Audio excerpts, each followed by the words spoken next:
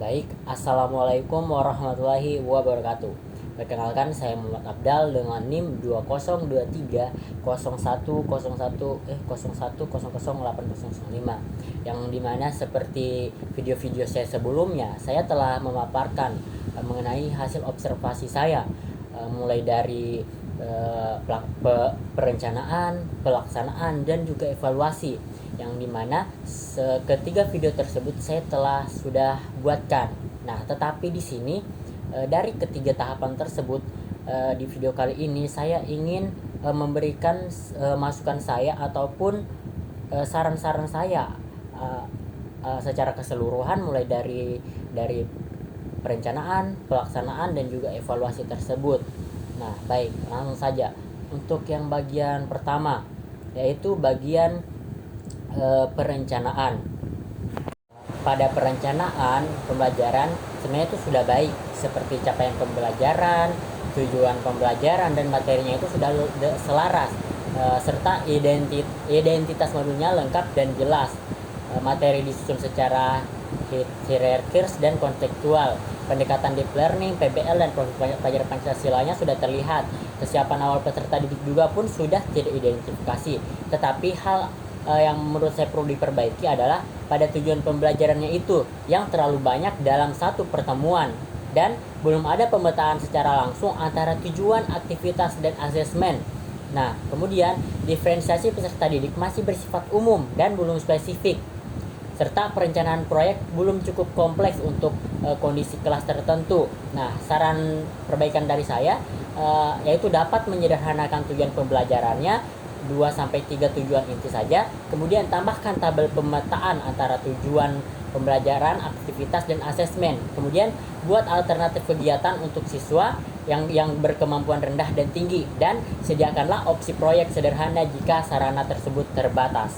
Mungkin yang itu saja kalau untuk yang perencanaan. Nah, kemudian untuk pelaksanaan pembelajaran sebenarnya sudah cukup baik, yang dimana pembelajarannya itu bersifat aktif dan berpusat pada peserta didik, serta metode variasi yang digunakan itu seperti diskusi, simulasi proyek, refleksinya itu sangat beragam, serta pendekatan yang digunakan itu seperti mindful, joyful, dan meaningful learning. Tetapi itu dia menerapkannya itu tidak konsisten, serta gurunya itu berperan sebagai fasilitator, bukan satu-satunya sumber belajar. Nah, jadi hal yang perlu diperbaiki dari modul ajar ini, mungkin aktivitasnya terlalu padat untuk waktu 2 jam pelajaran saja. Kemudian ketergantungannya pada media digital yang sangat tinggi atau cukup tinggi, serta belum adanya strategi khusus untuk kelas pasif dan atau kelas besar. Jadi serta instruksi kegiatannya itu masih terlalu panjang. Jadi mungkin saran-saran yang telah saya sebutkan tadi bisa diubah ke modul ini agar pelaksanaan pembelajarannya itu lebih mudah dan lebih efisien. Sekian. Kemudian untuk yang terakhir, yaitu evaluasi asesmen pembelajarannya. Sebenarnya sudah cukup baik. Seperti di video saya sebelumnya, saya sudah menjelaskan bahwa asesmen diagnostik, formatif, dan sumatifnya sudah lengkap, serta instrumen asesmennya itu bervariasi dan autentik, yang dimana soalnya itu mengarah pada HOTS dan penalaran kritis, serta refleksi diri peserta didik sudah difasilitasi. Tetapi masih ada hal-hal yang perlu diperbaiki, seperti rubrik penilaiannya belum dijelaskan secara terperinci. Nah, kemudian bobot nilai antar asesmennya belum dicantumkan, dan kemudian jumlah asesmennya itu cukup banyak. Contoh umpan balik guru belum ditampilkan.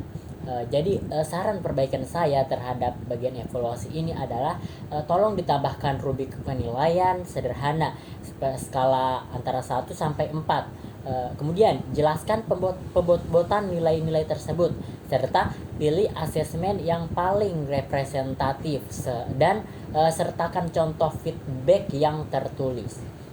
Mungkin itu saja yang dapat saya berikan masukan atas modul ini, karena sudah saya jelaskan juga di video-video saya sebelumnya, yaitu bagian perencanaan, pelaksanaan, dan evaluasi. Mungkin di sini saya hanya untuk memperjelas lagi. Mungkin itu saja yang dapat saya sampaikan. Mungkin modul yang telah saya revisi saya akan kirim juga. Demikian dari saya. Assalamualaikum warahmatullahi wabarakatuh.